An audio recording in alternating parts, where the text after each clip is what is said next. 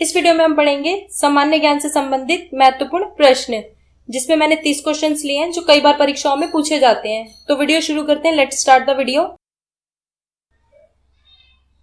Question number 1, भारतीय संविधान में कितने मौलिक कर्तव्य उल्लेखित हैं? तो भारतीय संविधान में कितने मौलिक कर्तव्य उल्लेखित हैं? तो 11 जो है उल्लेखित हैं। तो आंसर क्या होगा इसका? डी, 11। क्वेश्चन नंबर 2, भारतीय संविधान में मौलिक कर्तव्य किस भाग में दिए गए हैं? तो भारतीय संविधान में मौलिक जो कर्तव्य हैं वो किस भाग में दिए गए हैं? तो भाग 4A में दिए गए हैं। तो आंसर क्या होगा इसका? डी, भाग 4A में जो है मौलिक कर्तव्य दिए गए हैं।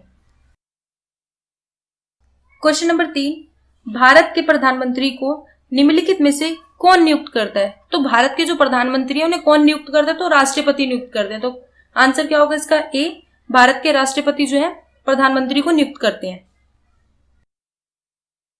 क्वेश्चन नंबर 4, निम्नलिखित में से कौन सा मौलिक कर्तव्य के अंतर्गत नहीं आता है? तो मौलिक कर्तव्य के अंतर्गत इनमें से कौन सा नहीं आता है? तो सार्वजनिक संपत्ति की सुरक्षा जो है ये भी मौलिक कर्तव्य में आती है। प्राकृतिक पर्यावरण का संरक्षण तथा उसमें सुधार जो है ये भी मौलिक कर्तव्य में आता है। सद्भावना को बढ़ावा देना ये भी मौलिक कर्तव्य में आता है। अभिव्यक्ति की स्वतंत्रता का संरक्षण ये जो है मौलिक कर्तव्य में नहीं आता है। तो आंसर जो इसका होगा डी, अभिव्यक्ति की स्वतंत्रता का संरक्षण। क्वेश्चन नंबर 5, कोई व्यक्ति भारत के राष्ट्रपति के पद पर कितनी बार चुना जा सकता है? तो भारत के राष्ट्रपति के पद पर कितनी बार जो है चुना जा सकता है कोई व्यक्ति? तो उसकी कोई सीमा नहीं होती है। तो आंसर क्या होगा इसका? डी, कोई लिमिट नहीं होती है। क्वेश्चन नंबर 6, राज्यपाल का कार्यकाल कितने वर्ष तक का होता है? तो राज्यपाल का जो कार्यकाल है वो कितने वर्ष तक का होता है? तो 5 वर्ष का होता है। तो आंसर क्या होगा इसका? डी, 5 वर्ष का। क्वेश्चन नंबर 9, विश्व की सबसे गहरी खाई कौन सी है? तो विश्व की सबसे गहरी खाई कौन सी है? तो मरीना की खाई जो है विश्व की सबसे गहरी खाई है। तो आंसर क्या होगा इसका? बी, मरीना की खाई। क्वेश्चन नंबर 10, निम्नलिखित में से किसे सफेद हाथियों का देश कहते हैं? तो सफेद हाथियों का देश किसे कहा जाता है? तो थाईलैंड को जो है सफेद हाथियों का देश कहा जाता है। तो आंसर क्या होगा इसका? ए, थाईलैंड। क्वेश्चन नंबर 11, नहरों का देश किसे कहते हैं? तो नहरों का देश किसे कहते हैं? तो पाकिस्तान को जो है नहरों का देश कहते हैं। तो आंसर क्या होगा इसका? B, Pakistan. Question number 12, Bharat विश्व का सबसे बड़ा देश है। तो भारत कितने नंबर पे आता है क्षेत्रफल के अनुसार जो है विश्व में? तो 7वें नंबर पे है। तो आंसर क्या होगा इसका? सी, 7वां। क्वेश्चन नंबर 13, नेपाल भारत के अलावा किस अन्य देश के साथ अपनी सीमा साझा करता है? तो जो नेपाल है वो भारत के अलावा किस अन्य देश के साथ जो है अपनी सीमा को साझा करता है? तो चीन के साथ करता है। तो आंसर क्या होगा इसका? ए, चीन। क्वेश्चन नंबर 14, प्रकृति में पानी का सबसे शुद्ध रूप क्या है? तो प्रकृति में पानी का सबसे शुद्ध रूप क्या है? तो वर्षा का जल है। तो आंसर क्या होगा इसका? ए, वर्षा का जल। क्वेश्चन नंबर 15, भारत और पाकिस्तान के बीच सीमा रेखा को क्या कहते हैं? तो भारत और पाकिस्तान के बीच जो सीमा रेखा है उसे क्या कहते हैं? तो रेडक्लिफ रेखा कहते हैं। तो आंसर क्या होगा इसका? सी, रेडक्लिफ रेखा। क्वेश्चन नंबर 16, बांग्लादेश अपनी सीमा को किस अन्य राज्य के साथ साझा नहीं करता है? तो जो बांग्लादेश है वो अपनी सीमा के किस भारतीय जो राज्य है वहां पे सीमा साझा नहीं करता है? तो वो झारखंड है। तो आंसर क्या होगा इसका? सी, झारखंड के साथ जो है बांग्लादेश अपनी सीमा का साझा नहीं करता है।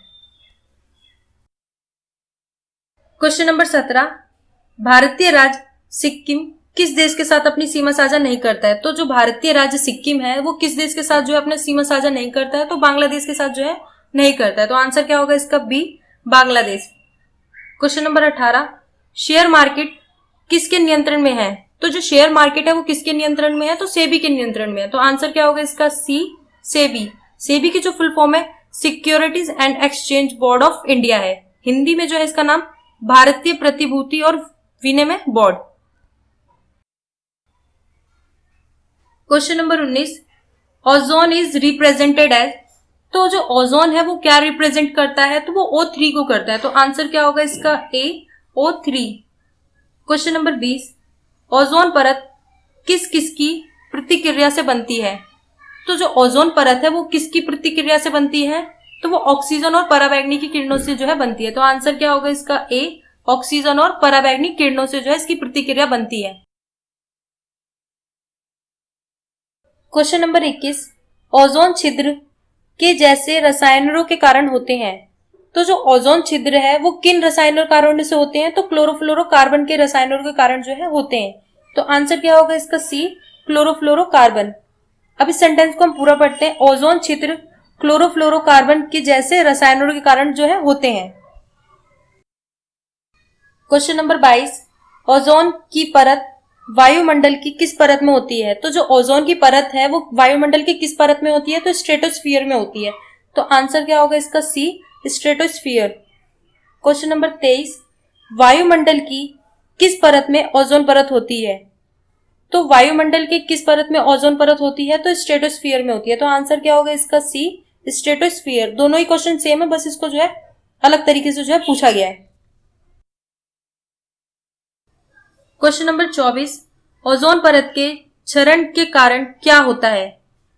तो ओजोन परत के क्षरण यानी कि जो ओजोन में हानि है, इस क्वेश्चन में ये पूछा जा रहा है कि ओजोन परत में जो प्रदूषण के कारण जो हानि हो रही है उसका मानव जीवन पर क्या प्रभाव पड़ेगा? तो क्या प्रभाव पड़ेगा? तो त्वचा के कैंसर का प्रभाव पड़ सकता है। तो आंसर क्या होगा इसका? बी, त्वचा का कैंसर।